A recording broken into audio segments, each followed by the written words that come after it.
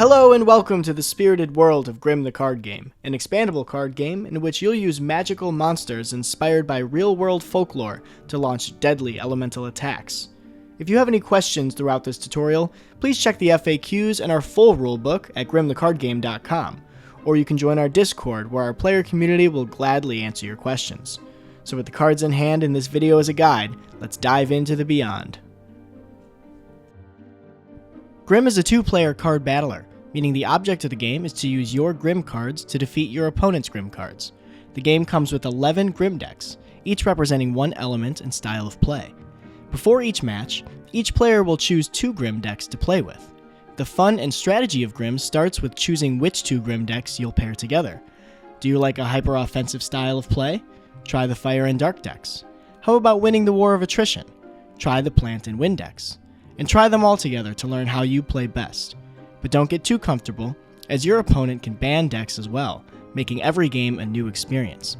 The game takes about 1 to 2 hours to play, but can be longer or shorter depending on your comfort with the mechanics, individual playstyles, and pre-existing knowledge of the cards. Let's begin with a summary of the cards in the game. First, you'll find the tracker. This is used to track each Grimm's health and stamina, whether they are inflicted with a status, whether the player with that tracker has Fiend's Favor, a mechanic we'll discuss in a moment, and whether the player has a reaction available. Next, you'll find the player guide, which details the statuses and spirit bonuses available to you in the game. Statuses are short-term hindrances that will affect how Grimm can operate. For example, some weaken attacks, while others manipulate turn order. Spirit bonuses are one-time massive buffs that can, for example, add damage to a Grimm's next attack or instantly heal.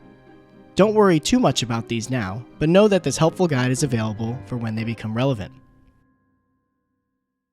Next, let's talk about the 4 main cards in the game: Grimm cards, elements, spirits, and afterworlds. The first 3 can be found in your hand. Grimm are the creatures you battle with, and each player will always play 2 at a time. They have a health, a speed, a primary element, a passive, and 2 attacks. Each attack has smaller text called its synergy effect, which only triggers when the Grimm's ally is a Grimm of the displayed element. In this case, the Lunar Wing must be next to a Dark Grimm to unlock the Spellbind synergy effect. We will discuss more about how attacks and synergy effects are handled in a later section. Elements and spirits can be placed on Grimm for different effects, and they collectively make up a shared deck called the Bond deck. One element can be placed on a Grimm at a time, granting it the offensive and defensive properties of that element in addition to its primary element. If a new element is added, the old one is discarded to Limbo, the name for discard in this game. Spirits are a stockpiling mechanic. If you can attach 3 spirits to a single Grimm, you'll unlock a spirit bonus related to that Grimm's element or elements. In the case of a Grimm having 2 elements, you'll choose 1. As soon as the 3rd spirit is placed, and you've chosen your spirit bonus's element, they are discarded. Finally, the afterworlds are terrain effect cards that affect the entire field of play. They can, for example, weaken damage, increase draws, or even prevent knockouts. They all benefit a single element of Grimm and detriment another. For example, the Fire Empire shown here helps Fire Grimm launch deadlier attacks, but weakens stamina gains, a gimmick attributable to Water Grimm. Before diving into game setup, let's complete our understanding of the elements. The elemental type chart in Grimm is linear and simplified to improve player experience. In order, the elements are water, fire, plant, earth, electric, wind, light, dark, ghost, psychic, and poison.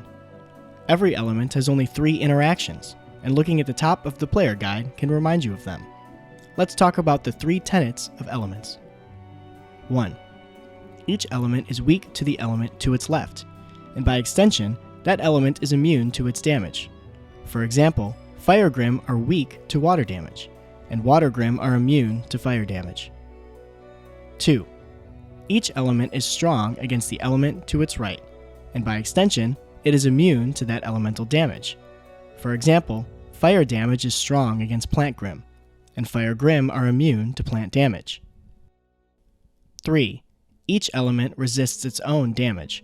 For example, Fire Grimm resist fire damage. When water damage hits a fire Grim, we call that a strong attack, and we add 2 damage. When fire damage hits a fire Grim, we call that a weak attack, and we subtract 2 damage.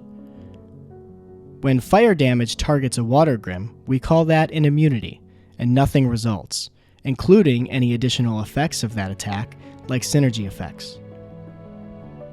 As discussed previously, all Grim have a primary element, but can also have an element attached. In the case of a resistance and a weakness, i.e. a weak attack and a strong attack, these offset to result in neutral damage. However, any inclusion of an immunity will trump all other interactions. Before the match begins, you and your opponent must mutually decide who will pick and ban the first elemental Grim decks, and who will alternatively have Fiend's Favor in the first round. Fiend's Favor is a balancing mechanic passed between players each round, and it grants the player holding it 3 important things. First, the player with Fiend's Favor will decide which afterworld is in play before the round begins. Second, the player with Fiend's Favor will search for a Grim and add it to their hand before the round begins. However, note that both players will search for a Grim before the match begins, regardless of who has Fiend's Favor. And finally, the player with Fiend's Favor will win speed ties. Practically, you can think of this as adding 0.5 speed to your Grim when they have Fiend's Favor. Player 1, the player who will not take Fiend's Favor in the first round, will choose their first Grim deck and set it to their left. They will then ban a deck by flipping it over, and player 2 will draw 2 random cards from it and set them to their right. Players must not peek at these banned cards, which we'll call the banished. This process will then happen in reverse. Player 2 will choose a deck, then ban a deck, from which player 1 will take 2 random cards. Repeat both of these steps once more, so that both players have 2 Grim decks on their left and 4 banished cards on their right. The banished are another balancing mechanic in this game. When you lose a Grim to a knockout, you'll pick up a banished. Because your opponent did not want you drafting that deck, it stands to reason that it will help you regain some momentum. The first player to suffer a knockout with no banished left will lose the game. Now that each player has their Grim decks, they'll draw 2 cards from each and 4 bond cards. Remember to also have both players search for a Grim from their Grim decks before the match begins, regardless of who has Fiend's Favor. Both players will place 2 Grim face down, each with a bond card attached. The bond card is always optional. Remember to consider synergy effects during this placement. If an icon on an attack box matches either the primary element of a Grim or an element card in your hand, you'll benefit from making sure that element is on the Grim's ally. Otherwise, spirits are always a useful placement option. Now both players flip to reveal their cards, set health on their trackers, and begin the round. Note that stamina is not listed on any cards. That's because Grim always begin with 5 stamina when they enter play. In this game, turns are taken by Grim, not by players. Each Grim takes its turn from fastest to slowest based on the speed displayed on each card. Once the slowest Grim has taken its turn, the round ends, Fiend's Favor is passed, and the receiving player will search for a Grim and set the new afterworld in play for the next round. When an afterworld is removed from play, place it in the discard next to the afterworlds. This is a unique discard pile that removes afterworlds from play for the remainder of the match. Anytime 2 Grim on the same side share a speed, the player controlling them will determine which will go first. Anytime Grim on different sides share a speed, the player with Fiend's Favor will have their Grim move first. Once speed order is determined, the round may begin. Let's quickly walk through how each Grim takes its turn. On a Grim's turn, it will first gain 2 stamina. Next, the player controlling the Grim will draw a card. Players may draw from the bond deck or either of their Grim decks in the draw phase. Next, the player may place 1 bond card, an element or spirit, on either of their Grim. Remember to declare a spirit bonus immediately if a 3rd spirit is placed on a Grim, and discard all 3 spirits.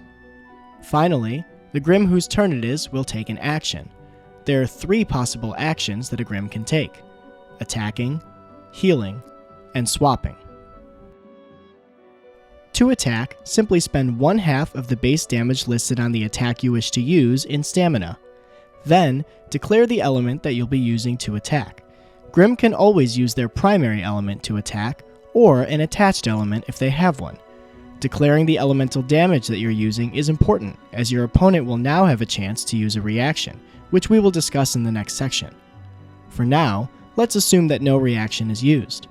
To calculate attack damage, always add and subtract before multiplying and dividing, unless express language directs you otherwise. Remember, strong attacks add 2 damage and weak attacks subtract 2 damage. Be sure to refer to passives, synergy effects, and the afterworld to ensure that all interactions are resolved. If active, meaning if the ally Grim has an element displayed on the attack, the synergy effect will trigger after damage is done, unless it modifies the attack's damage. Resolve the synergy effect and move on to the next Grim's turn. To heal, spend any combination of stamina and/or attached bond cards to gain an equal value in health. For example, this Grim can spend up to 5 stamina and 2 bond cards to gain 7 health. You can always spend less than the full amount available. A Grim can heal beyond their base health, but never past 20. Swapping is like healing plus. If you start your action at below your base health and you're able to heal up to or above your base health, you can bring that Grim back to hand and replace it with a different Grim from your hand. You don't get to place any new bond cards on this Grim, but any unspent attached bond cards from the old Grim will attach to this new Grim. Pay attention to speed when you're carrying out this action. If the newly placed Grim is slower than the Grim that most recently began its turn, i.e. the Grim that you swapped out, it will get a turn within the round. But if it's the same speed or faster, it will not get a turn within the round.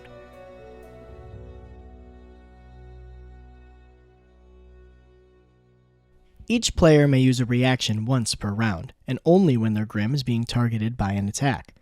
After the attack's elemental damage and target have been declared, the receiving player may react in one of 2 ways.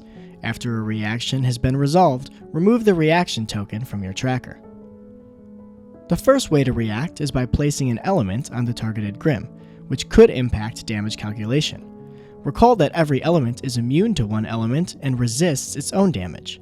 Reacting to fire damage with a water element will negate the attack entirely, nullifying all damage and any synergy effect that would have otherwise triggered.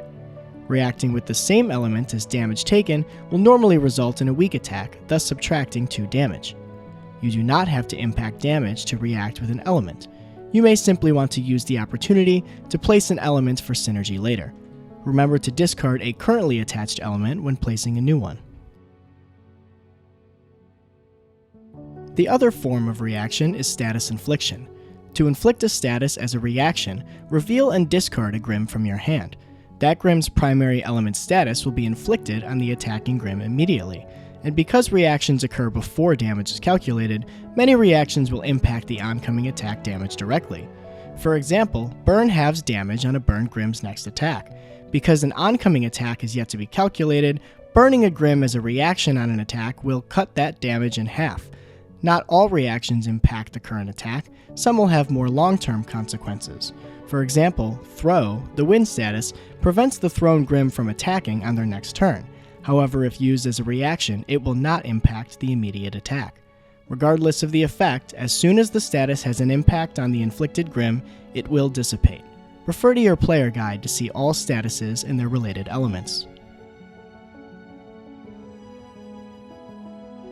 Recall that the objective of the game is to diminish your opponent's banish pile by knocking out their Grim. When a Grim is knocked out, discard it and all of its attached cards to limbo. The player whose Grim was knocked out will then draw the top card from their banish pile and play a new Grim. This new Grim could be the banish that they've just drawn, or it could be any Grim from their hand. Remember to play a bond card on a newly placed Grim if you choose to. Consider speed when placing this new Grim. If the newly placed Grim is slower than the Grim that most recently took its turn, it will have a turn within the round that it's placed. When numbers are equal, consider whether Fiend's Favor would consider your newly placed Grim slower or faster than a Grim on the other side with the same speed. When your opponent's banished are all gone, one more knockout will secure you the game. And with that, you're ready to play. If you need to review the full rule set, we have it at grimthecardgame.com. Comment down below if you have any questions or simply want to say hello. And if you really want to say hello, please consider joining our Discord, where I and a bunch of our players are streaming matches all the time, discussing the meta, and just generally having a great community.